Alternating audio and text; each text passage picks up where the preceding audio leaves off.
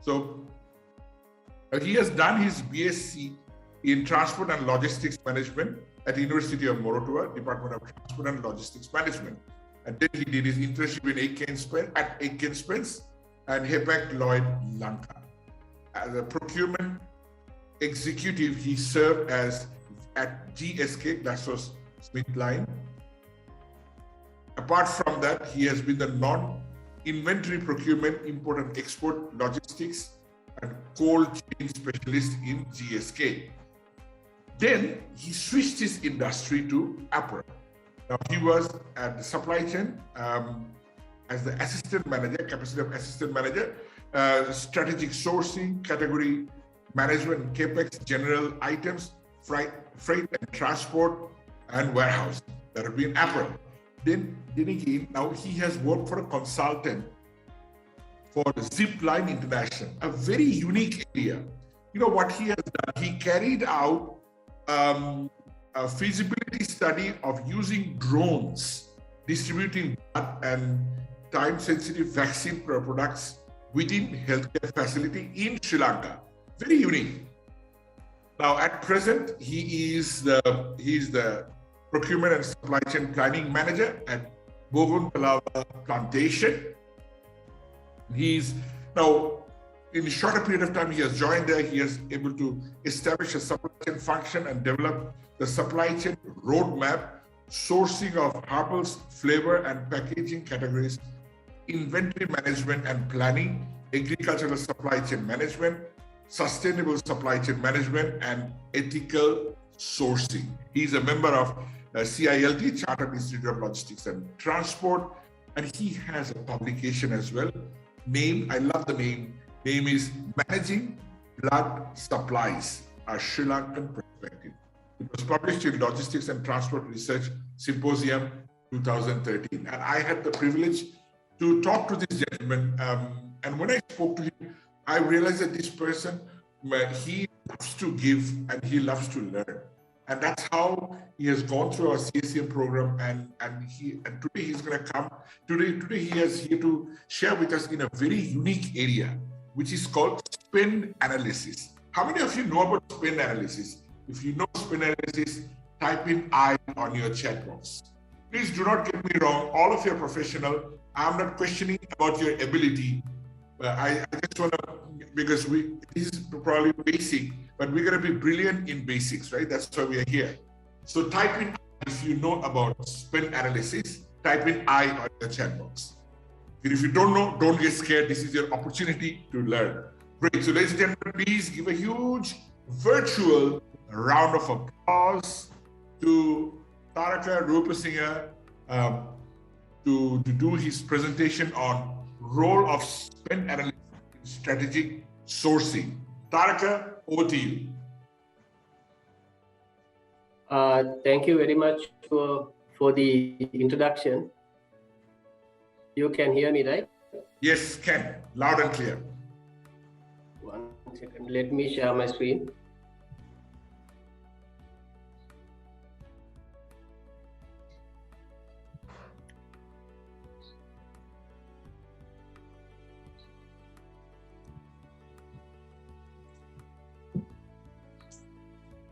Yes. Thanks again, Shiva, for the arranging this session and the opportunity you have given me to discuss this topic. It was said by John Gordon that champions are brilliant at basics. So the tool we are going to discuss today is a very basic tool in supply chain management. But even though it's very basic, but it's the most important thing or the first step of any strategic decision you take.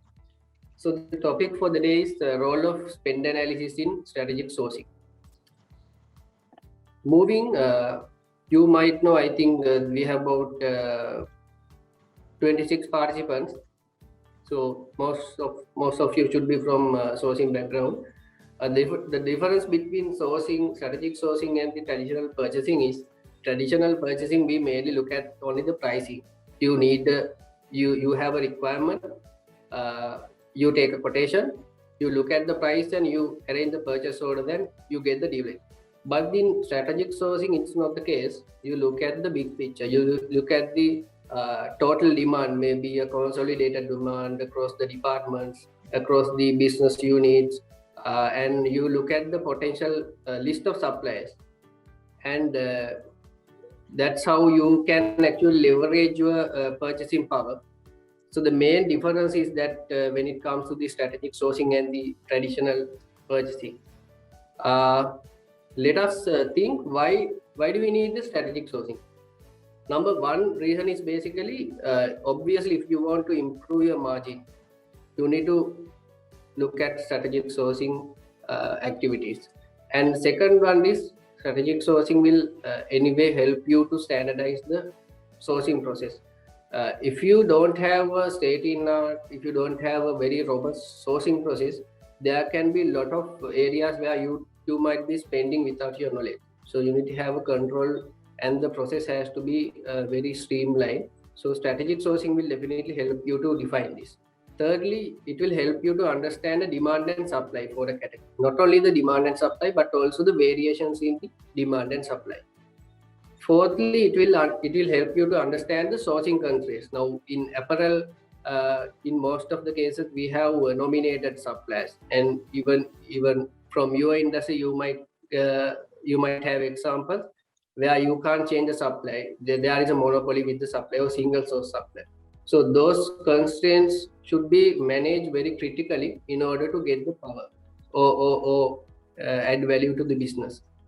Finally, it will help you to develop a standard approach to supply selection, because the supply selection has to be a very transparent process where you, with strategic sourcing tools, you will always try to develop a good supply selection approach.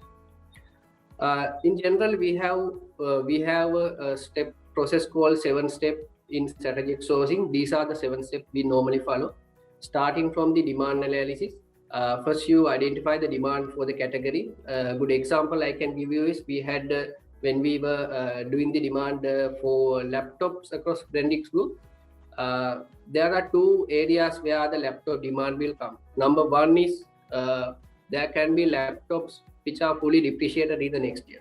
Number 2 is there can be new recruitments which we need to purchase new laptops.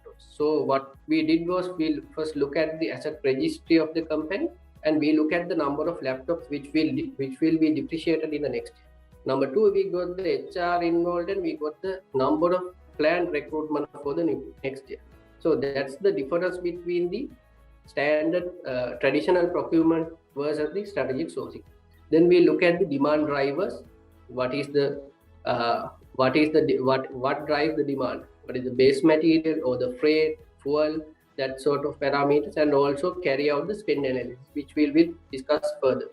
Secondly, we move to the supply analysis part, where we first carry out the supply market analysis. We look at our competitors or our other industry partners, from which suppliers they purchase the similar product.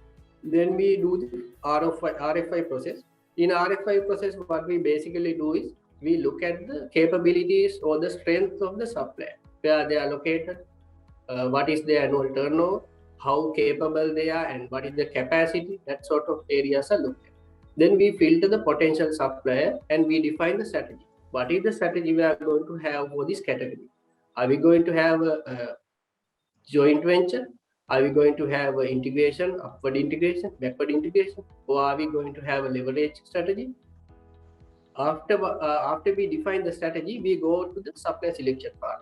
We float the RFP, request for quotation or request for proposal.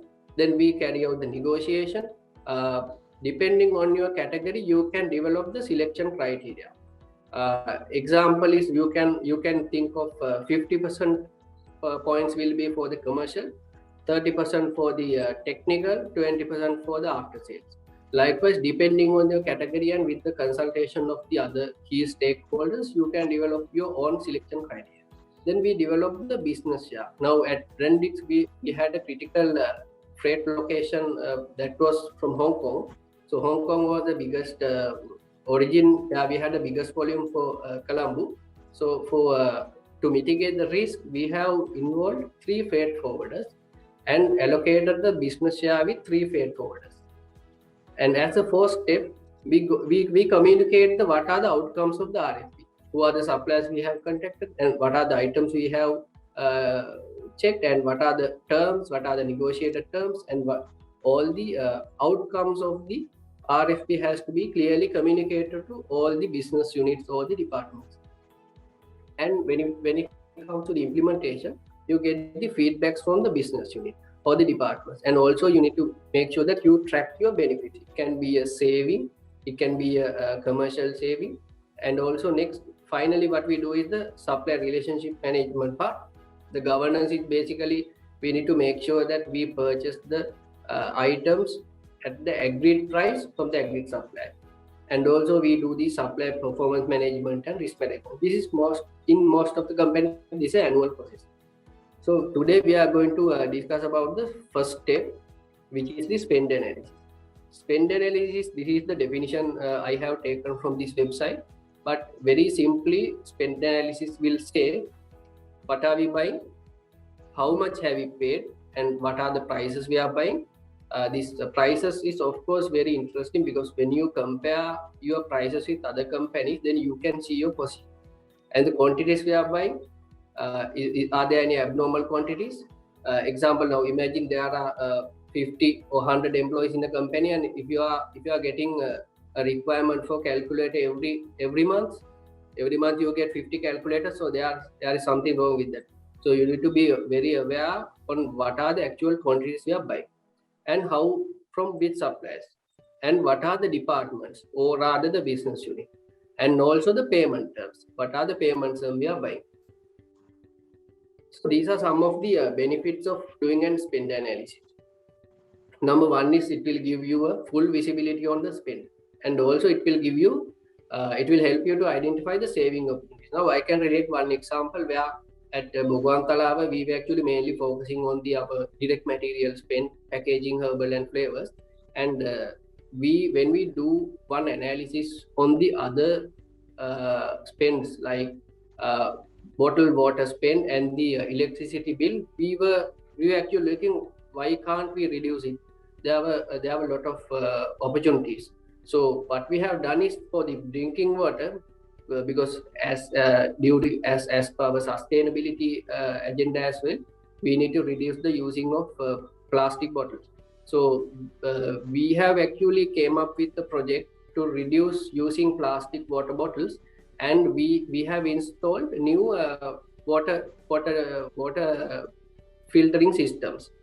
So, and also when you look at the electricity bill, so you will imagine electricity is actually out of procurement control, and you have a very limited value addition you can do. But at Bokwantala, what we have done is we have looked at our electricity bill and we have conducted an energy audit. With that, we actually targeting about 10% light electricity bill reduction, consumption reduction. So this, of course, these two projects were actually came up after the spend analysis we have done for the indirect service categories. Next one is it will help you to streamline the operation. Now we had a capex, 2 new projects were putting up in Bangladesh, Komila, and one in Rabuk in Sri Lanka. So we did a spend analysis on the budget, rather the capex budget. So we understood what are the key top spends of the projects, and we have implemented an e-auction system to streamline, because these are very technical negotiations when it comes to a civil or electrical construction project. So e-auctions are a very good platform you can use for negotiation for like these categories. So it will also help you to streamline the operation, as I said, and also it will help you to manage your risk. Now you might think your supplier, your supplies, you are very important to a supplier, but if you need to be very careful that even your supply, even you are very important for your supplier, that doesn't, vice versa is not always correct. So if you look at your critical suppliers and look at how you are important for them, it will help you to reduce the risk and manage it clearly. And it will also help you to improve your supplier's performance, and you can always benchmark your performance Either it can be external benchmarking and internal benchmarking. Internal benchmarking is basically you benchmark your purchasing prices or the quantities within maybe within the group, within the departments. Likewise, for external is basically you can benchmark the same numbers with other industry partners, maybe in the similar industry. Yeah. Now, how to do the spend analysis? There are standard 6 steps for the spend analysis. Number 1, we start with identify data sources and the scope. Identifying data sources is very critical because if you have a very good ERP system, you can always get it from the system. But there can be companies where they don't have a good ERP system and they have been using manual purchase orders. So there can be a lot of data entry works, but and also you need to be very careful what is the scope you are looking at. You can do the spend analysis in different ways, like you can consider the purchase orders, you can consider the invoices, you can look at the GINs, goods issued to the production. But as an example, now we actually wanted to look at our herbal consumption across the year, and we need to look at any seasonal variations. So the first analysis what we have done is based on the purchase orders, but there were no significant variation in the consumption.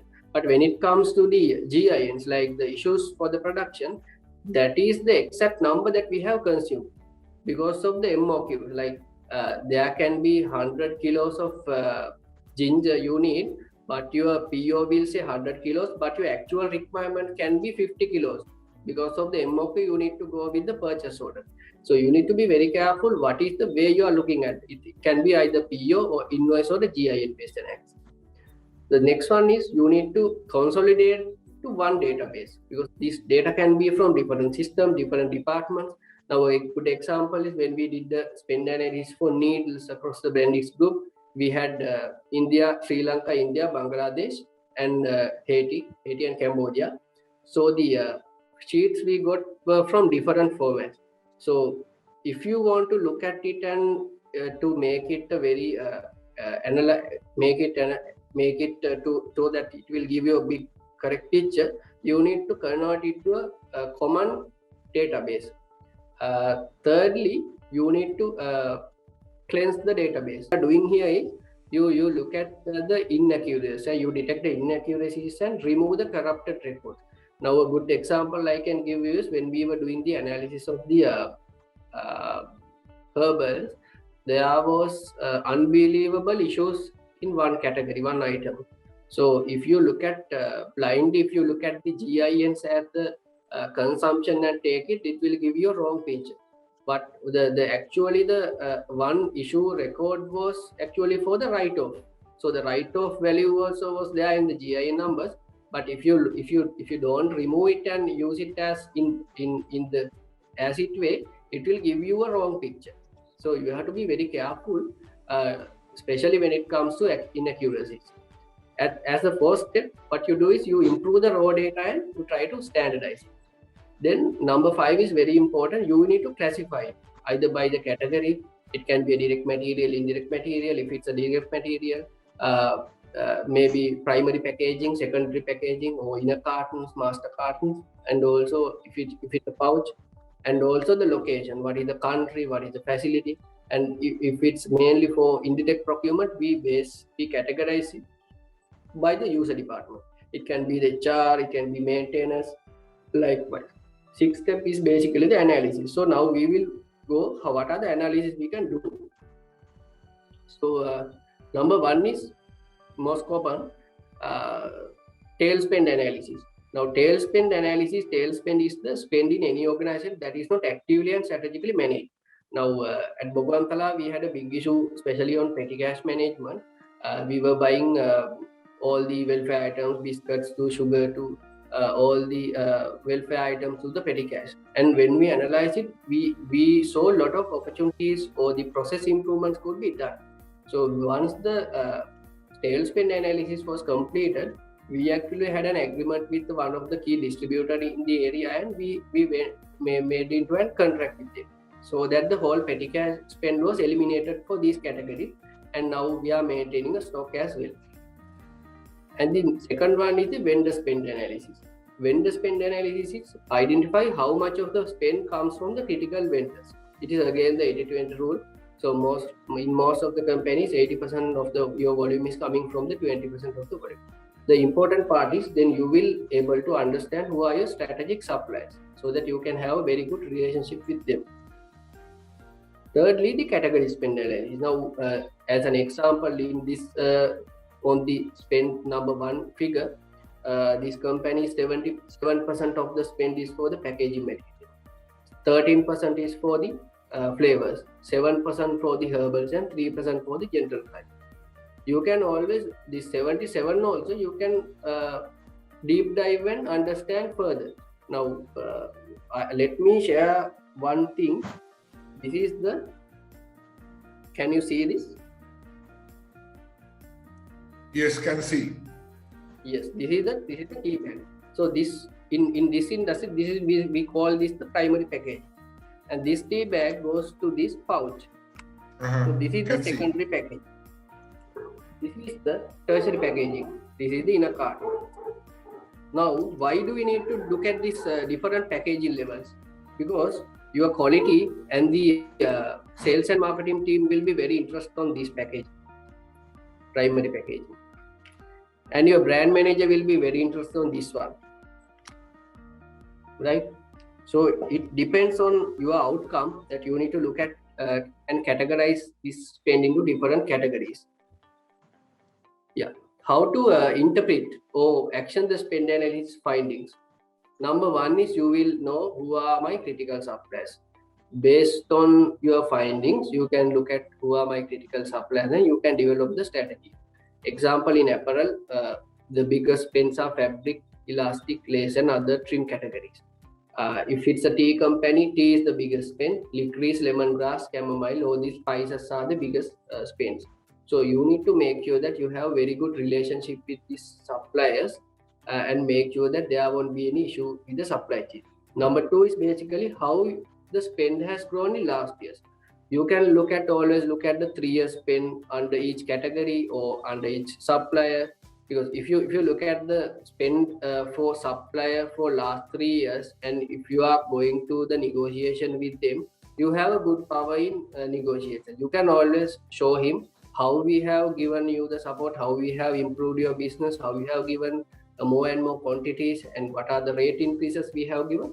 So you need to make sure that, so these are basically inputs for your negotiation table. And you can always look at the year-on-year spend increase.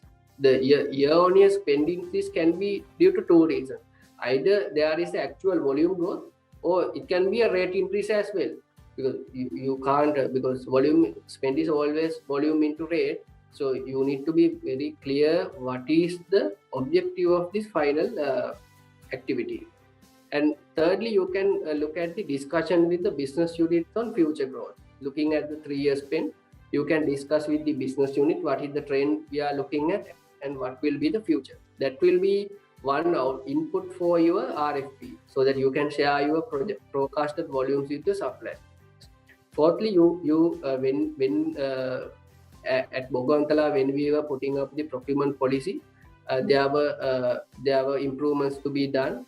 And we did an analysis of number of POs in different bands, because this is the input to define your threshold. How many POs are there in below 50,000? How many purchase orders we raise monthly? 50,000 to 500,000. Because if the company CEO gets all the POs, maybe 5,000 rupee POs even, so that won't work. So you need to analyze the number of POs. Then you can take it as input to define the thresholds. And also this activity will also help you to identify the non-PO or POs. There can be very categories where you can, as the procurement, there can be very limited value addition you can do. So these categories, considering the value and the number of POs, you can define it as non-PO or POs, like stationery, depending on your volume and policy. And also you can look at the specification aggregation with the proper item-wise spend analysis. Now at Brandix, when we were cleansing the item master, there were about 34,000 general items, and there were about 40 to 50 different blue pens which SBUs were using So we have looked at item wise item and what is the spend with different SPUs. That will show what are the specification you can aggregate and cleanse the data so that you can standardize the item master and it will very easy for you to manage.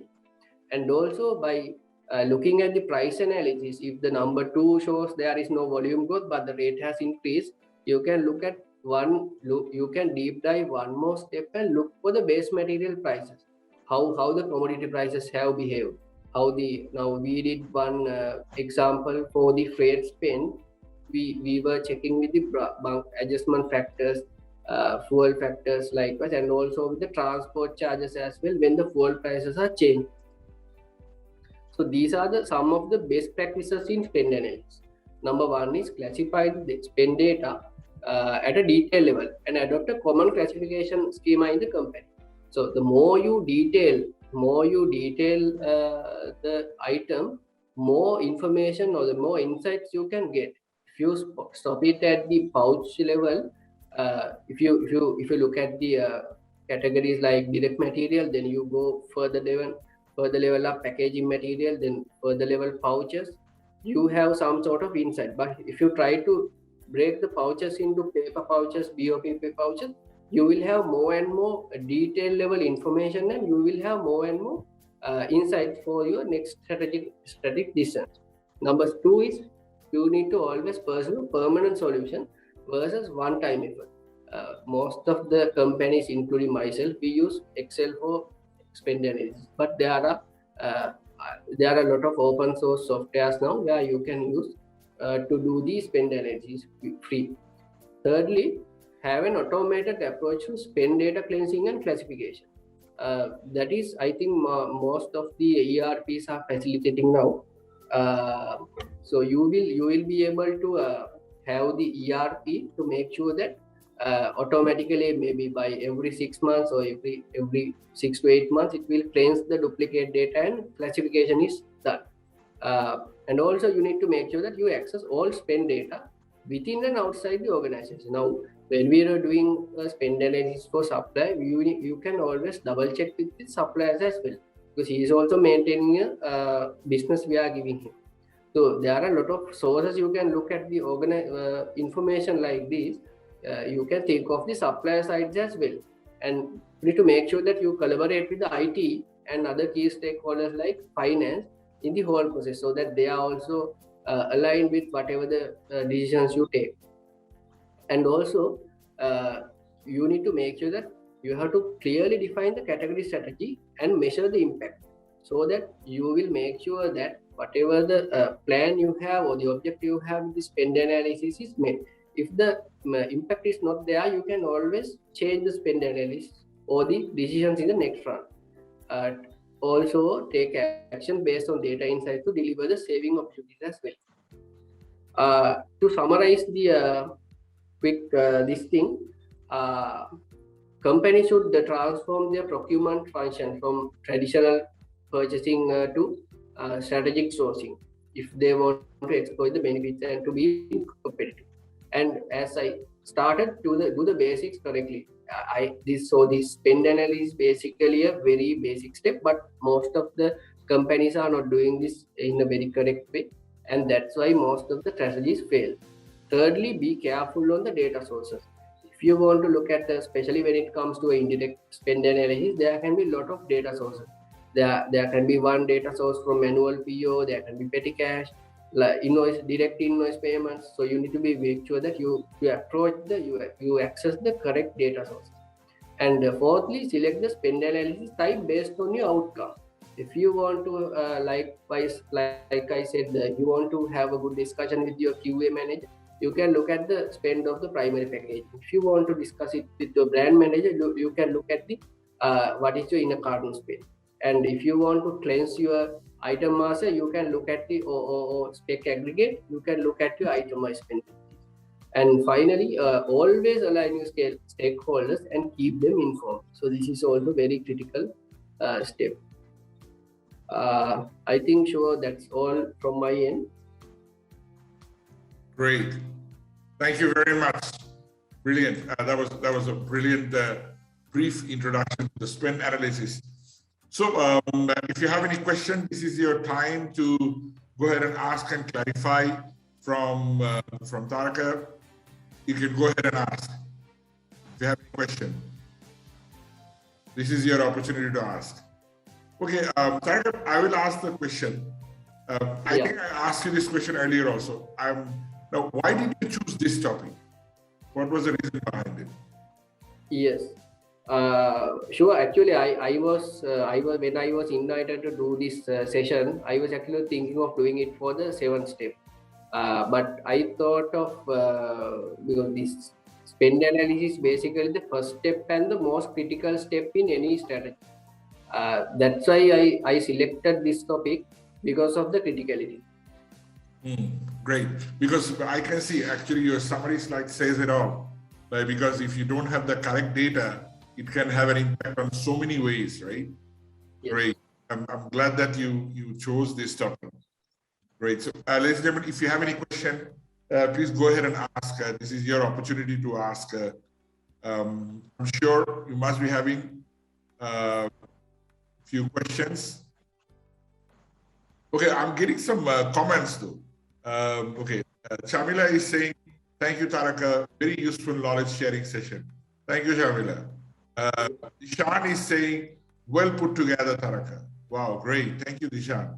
Really appreciate it. So, and this is what is possible when you do attend our CSCM program. Okay, Taraka, may I ask, how was your experience going through the whole program, CSCM? Yeah, actually, it was a really good experience for me because now I have completed my learning actually in 2013. I think this after almost 8 years, I have started learning the supply chain again. It was a really nice experience, and of course, there were no rushing in the lectures as well because it was from evening 6:30 to 9:30, and luckily we were working from home at that time, as I said, Joe. And when it comes to the content of the course, that was really, I would say, fantastic content was there. And I should mention especially Mr. Ijasur and Mr. Shakwat Hussain, who were really good at teaching, and their lecturing pattern, teaching method was really good. And I think we got a lot of knowledge and how we can actually practice it at our day-to-day life at our professional network. Great, thank you. Thank you very much. So, Taraka, I'm just curious about your experience with as a consultant. You work with Zipline. How was that? Would you like to share? Sorry, Shiva? Zipline, the Zipline consultancy, because he used facilitate to use the drones and this thing, right? How was that experience? Yeah, actually, as I said, Joe, I did my research in managing blood supplies. It basically, I have mapped the whole supply chain process of blood from the donor to the patient, how it is the supply chain from donor, the primary healthcare, then the blood bank, then the next hospital, then the patient. So the supply chain, and I did some analysis on what is the relationship with the increasing number of donors and increasing stocks. So it was actually published, and then only they have that is because it was published, they have chosen it. So the Zipline is a private US-based company where they actually doing a lot of this is actually implemented in Rwanda and Ghana, because most of the transport is not there are a lot of difficulties in transport compared to Asian countries. So they are benefiting a lot from this drone system.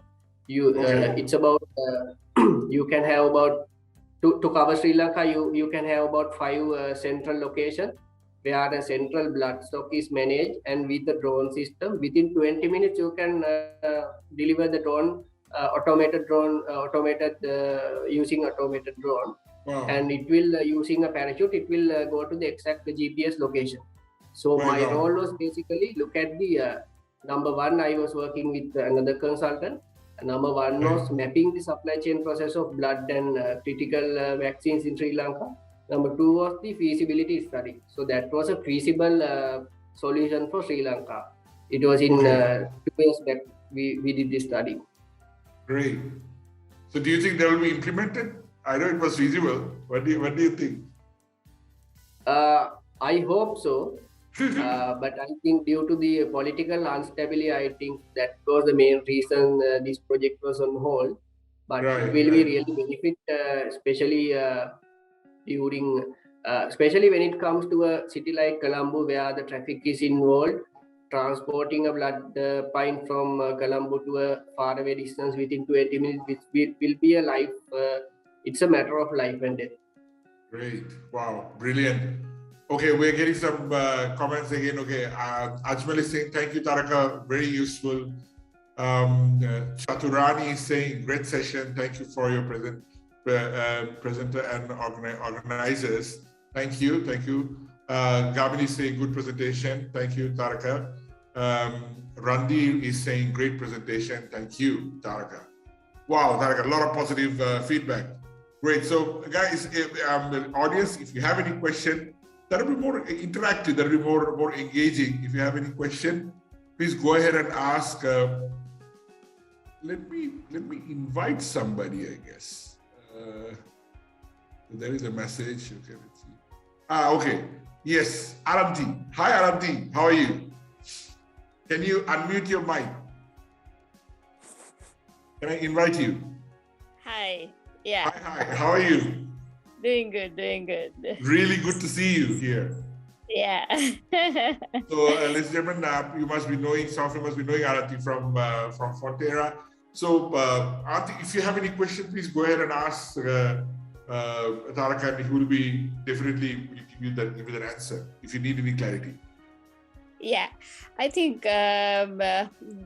thanks for inviting me, and just wanted to see how the session goes. And I think Taraka did a good job in talking about the strategic sourcing. So I think it was well explaining on how it can be looked at on a overall level as well. So from a question perspective, Taraka, I think one question that comes to my mind is in this current situation, so where we have with a lot of challenges in getting materials from abroad, and then the credit limit and the currency situation of the country. So considering the current context, how do we apply this principle? Because sometimes we might not be able to look at it from a broader perspective, but still we might need to continue the operation. So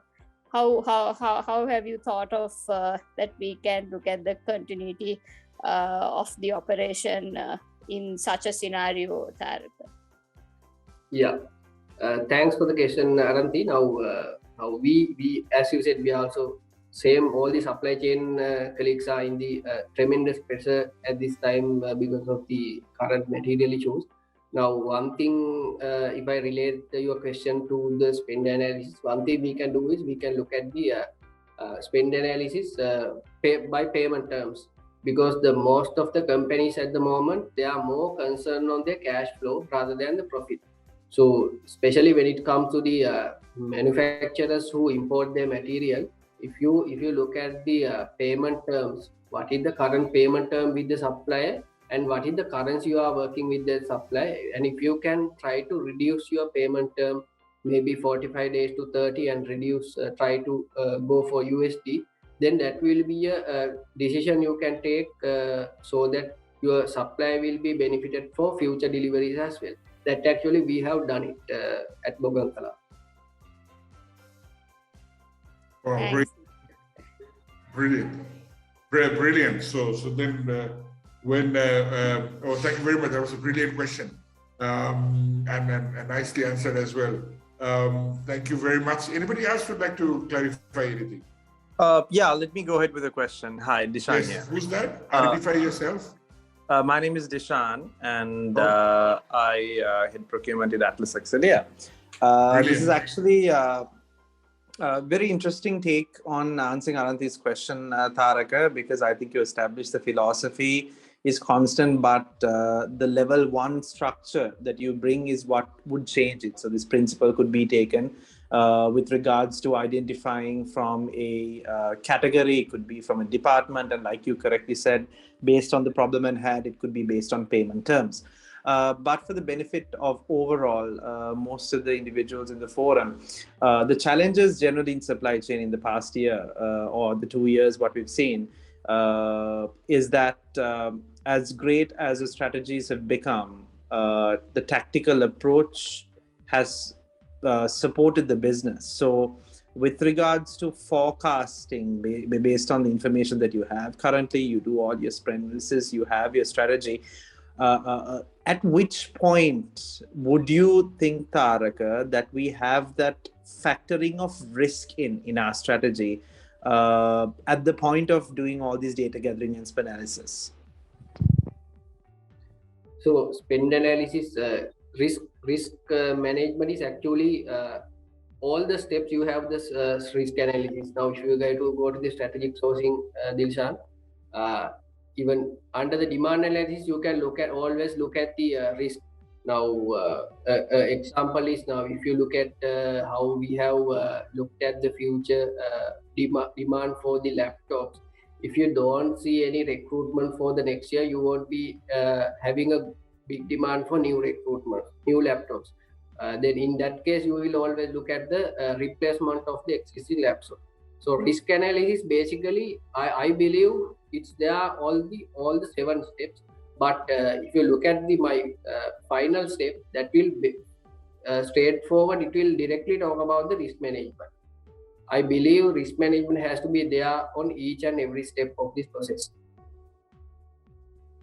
Agree, Taraka. I think agility is what could support the business going forward. So thank you. Well answered, Taraka. Yeah. Thanks. Great. Thank you, Dilshan. That was a brilliant question. Thank you. Great. And I do agree, agility will definitely make a huge difference, and making a huge difference for the last 2 years. And yeah, any other question? I'm loving this conversation. Actually, this is one of the purpose we organize this every month, to get to know the practitioners who are actually in the field and to share their knowledge. And this is the first time I think we invited somebody from Plantation. Yeah, Taraka, I think, yeah, you're the first one. So if you have any question, please go ahead and ask.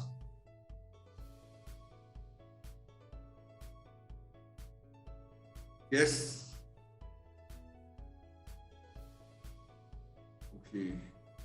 Okay, great. So, moving forward, Taraka, what are the changes you think will be, you will see in supply chain?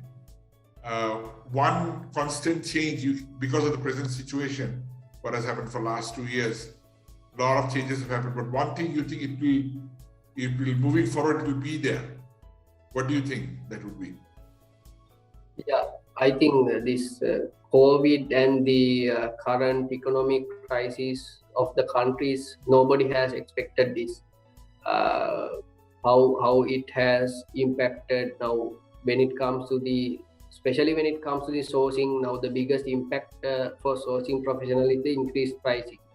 For Sri Lankan context, that is number one is basically because of the base material prices has gone up because of the supply and demand issues. And secondly, because of the freight rate increases, the prices has tremendously go up. Thirdly, because of the currency fluctuations, it has another impact on the prices. So I personally, I don't think any company would be able to look at forecast it maybe from 2020, because this is actually nobody has expected this situation. Sure. And I encourage all of you to be, if you haven't gone through the program, I invite all of you to be a part of it, because we are here to make an impact. Our mission is to create a supply chain community so that we can help the professionals to become a better version of themselves. And CSM is the vehicle that we're using. CSM is the world's best supply chain certification program for managers. and we only what's best. So before The most profitable companies in the world have learned to use their supply chains to keep goods and services flowing into the marketplace. But supply chain processes are only as good as the people who keep them running. Supply chain employment opportunities are constantly being created, and ISCEA certified professionals are getting the best paid jobs. If you wish to become a sound supply chain professional and gain real-world experience and knowledge, then ISCEA is your one-stop source for supply chain education, certification, and recognition. ISCEA is the International Supply Chain Education Alliance. We were the first organization certifying supply chain professionals around the globe, and we remain the worldwide authoritative resource for supply chain career validation, with thousands of certificate holders commanding top-tier salaries. Our certification programs are aligned with best practices and industry-proven standards. They bring together academic research advances and innovative industry trends, validating that you have the knowledge used by top companies to remain competitive in an ever-changing business environment. For your company, that translates into significant cost reductions, faster revenue growth, and a collaborative teamwork environment. For your career, it means exceeding everyone's expectations and taking control of your future.